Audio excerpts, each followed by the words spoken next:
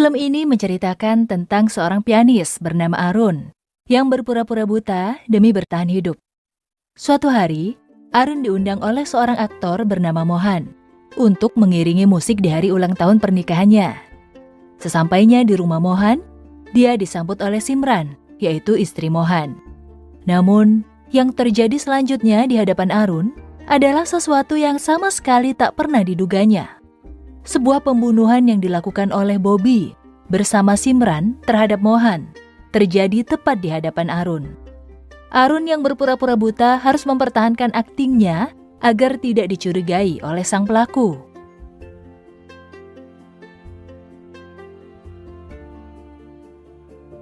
Semua itu bermula di sebuah perkebunan kol.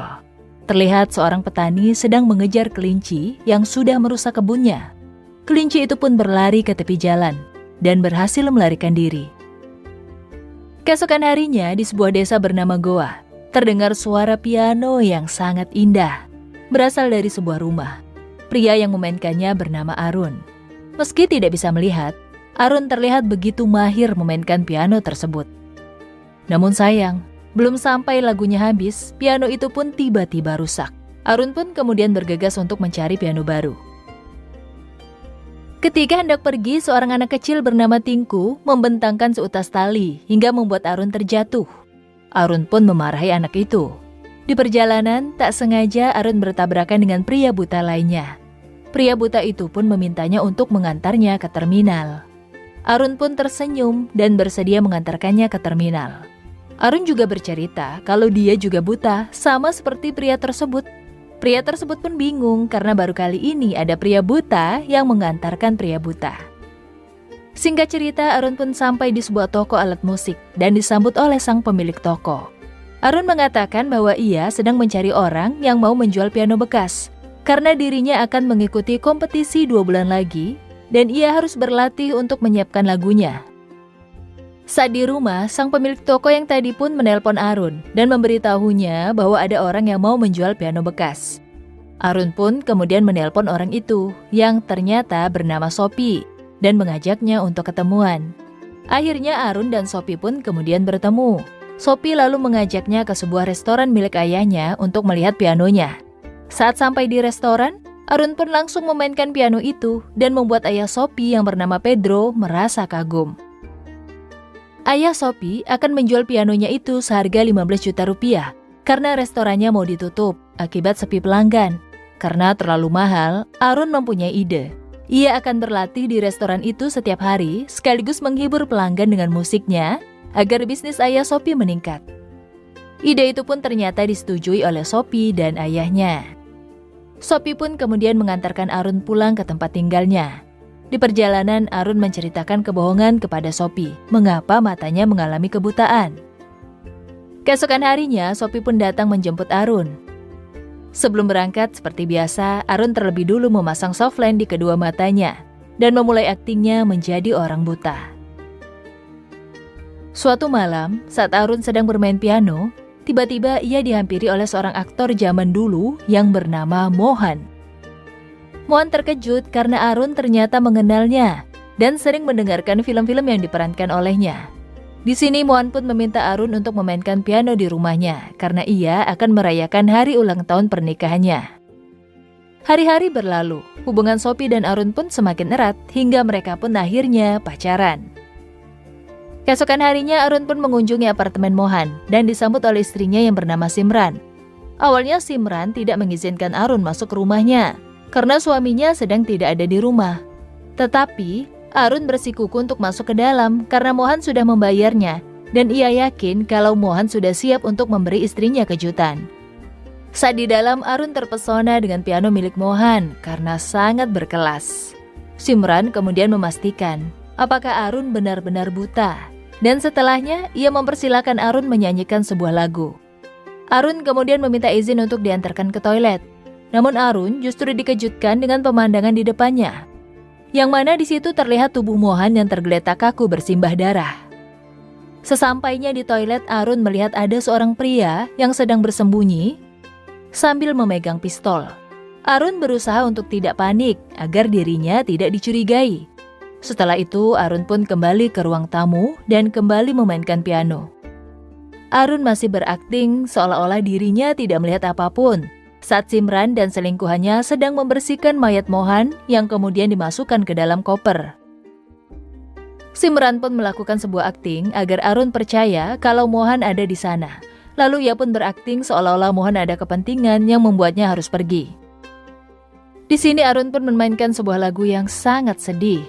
Sampai-sampai membuat Simran terbawa suasana dan menangis tanpa suara.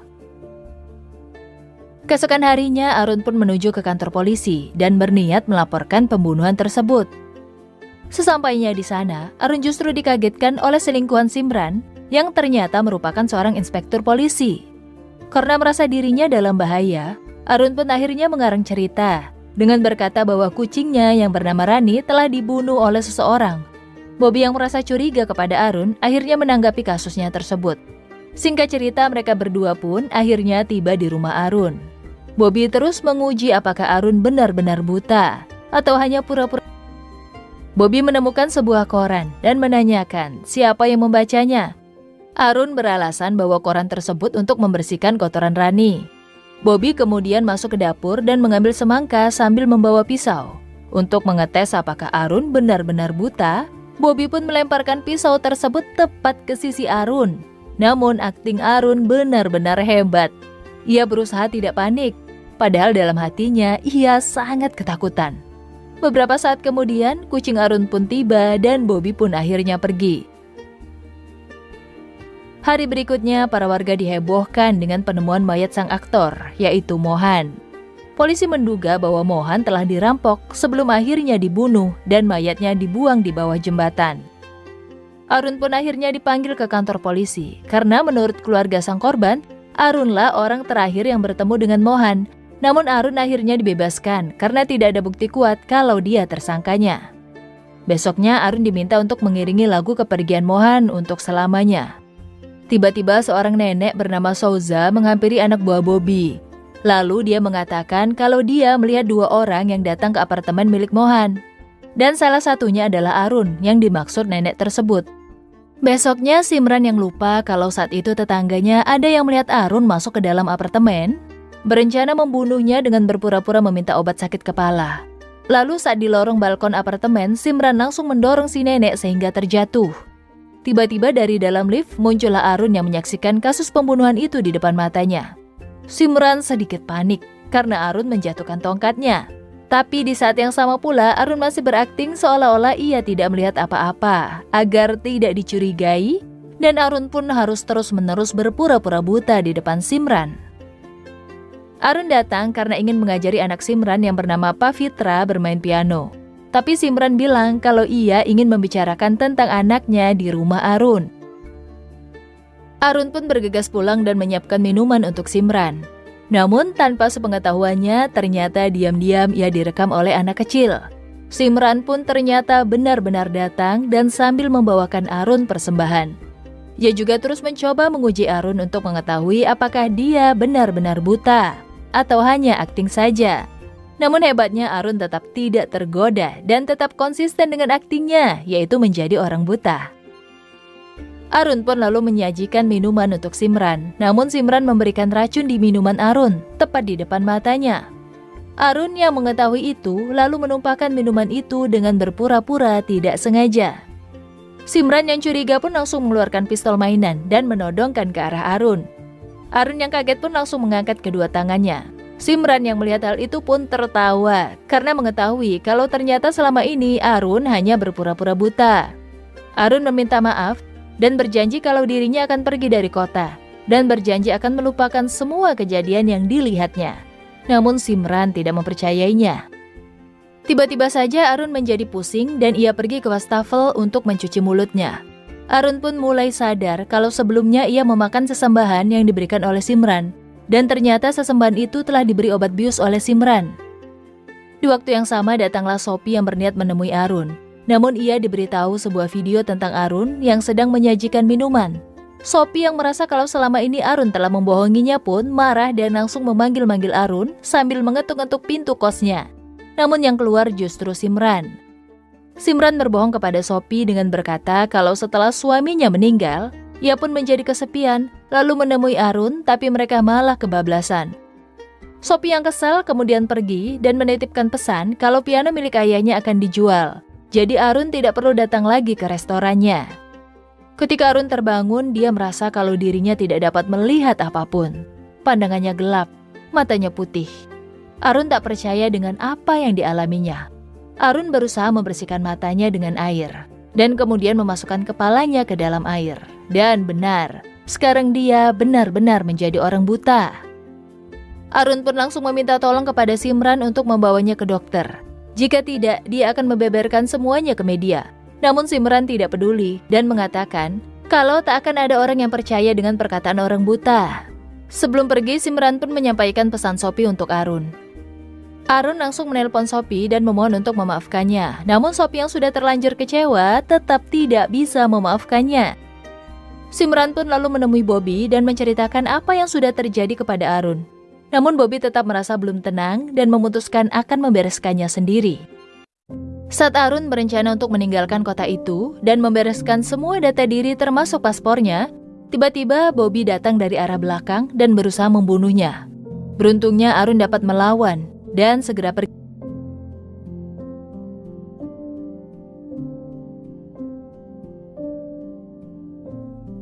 Keesokan harinya, Arun terbangun di sebuah klinik tua. Di sana juga terlihat Murli, si sopir bajai, dan Saku, si penjual lotre yang telah mengantarkannya ke sana.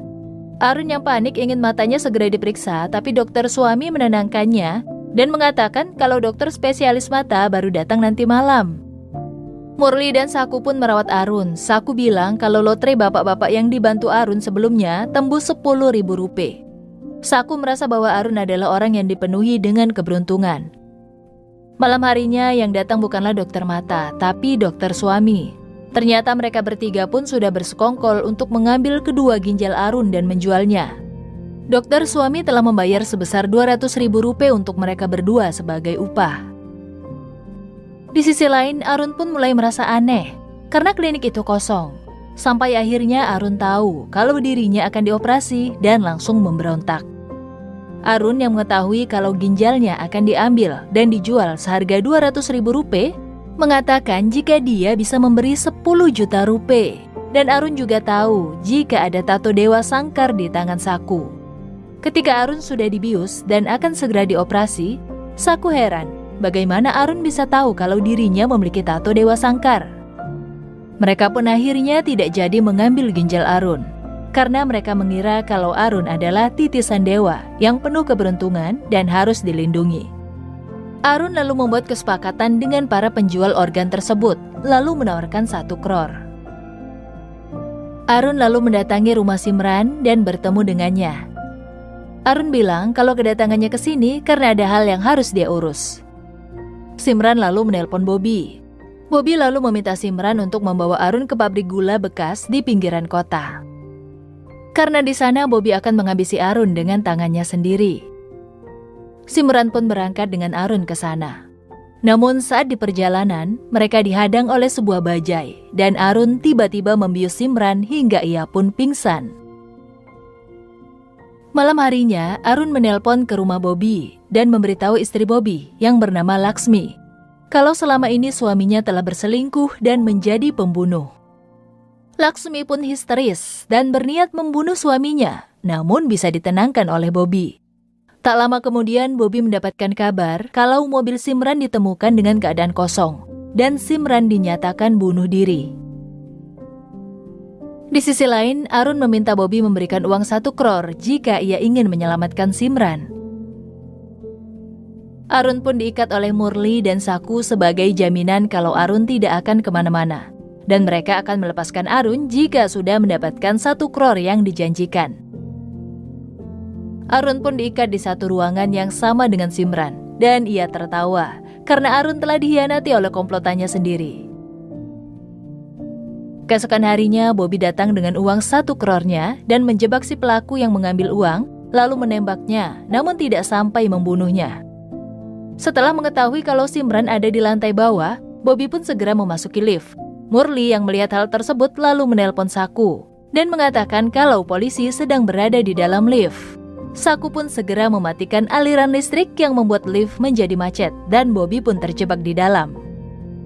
Bobby mencoba menembakkan pistolnya ke arah pintu lift, namun peluru tersebut malah memantul dan mengenai dirinya. Di lain tempat, Arun dan Simran akhirnya bekerja sama untuk saling melepaskan tali yang mengikat mereka. Murli dan Saku pun menuju rumah sakit untuk mengobati luka tembakan dari Bobby. Namun sesampainya di rumah sakit, nyawa Murli sudah tidak bisa diselamatkan lagi. Sedangkan Saku baru menyadari kalau dirinya ditipu oleh Bobby, yang mana ternyata tas tersebut berisi lembaran kertas bukan uang. Kembali ke klinik, di mana Arun dan Simran akhirnya berhasil lolos, dan mereka pun menemukan jalan keluar. Tapi Simran diam-diam menyerang Arun yang tak bisa melihat dan berniat untuk menghabisinya. Namun tak lama kemudian, sang dokter datang lalu dipukul dan ditusuk berulang kali oleh Simran. Tapi dengan bantuan Arun, Simran pun berhasil dibuat pingsan lagi oleh keduanya, lalu memasukkan Simran ke dalam bagasi mobil. Di dalam mobil, sang dokter mengatakan bahwa Simran memiliki golongan darah yang langka dan ginjalnya dapat dijual ke seorang putri orang kaya asal Dubai. Dokter Suami mengetahui hal tersebut karena sebelumnya dia sering mengambil sampel darah korban untuk dicocokkan ke sampel darah milik putri itu. Dokter Suami juga mengatakan akan membantu menyembuhkan mata Arun dengan menggunakan kornea mata milik Simran. 2 tahun kemudian, Sophie yang sedang berjalan-jalan di luar negeri dikejutkan dengan suara piano yang dulu sering ia dengar. Sophie pun lalu mendatangi asal suara piano itu. Dan betapa terkejutnya ketika ia melihat mantan pacarnya berada di sana, sedang membawakan lagu yang sangat indah. Setelah konser selesai, Sophie mendatangi Arun dan berkata kalau dia membodohi lagi di tempat ini. Arun yang mengetahui kalau itu suara Sophie, dia pun langsung menceritakan semuanya. Yang mana saat dia dan dokter Suami sedang dalam perjalanan, tiba-tiba terdengar suara kegaduhan dari dalam bagasi. Ketika dokter Suami mengeceknya, Simran pun langsung menyerang si dokter. Simran lalu mengambil alih kemudi, sedangkan Arun mengira kalau yang menyetir masih sang dokter. Simran pun kemudian menurunkan Arun di tengah jalan dan berniat menabraknya. Namun baru beberapa meter berjalan, tiba-tiba ada seekor kelinci yang berlari dan menabrak kaca depan mobil Simran. Mobil Simran pun akhirnya menabrak beton dan membuat Simran tewas di tempat. Setelah Arun menceritakan semua kisahnya, Sophie pun merasa kalau seharusnya Arun menerima tawaran sang dokter untuk mengobati matanya. Arun pun akhirnya pergi menggunakan tongkatnya. Dan tiba-tiba ia menggunakan tongkat tersebut untuk memukul sebuah kaleng dan tepat masuk ke tong sampah. Jadi sebenarnya ada suatu hal yang tidak Arun ceritakan kepada Sophie, yang mana ternyata dia sudah mengikuti saran dari dokter Suami, yaitu mencangkok kornea mata milik Simran, sehingga dia sekarang bisa melihat lagi. Tak hanya itu, Arun juga menjual ginjal Simran ke seorang putri Dubai, sehingga kini ia menjadi kaya raya.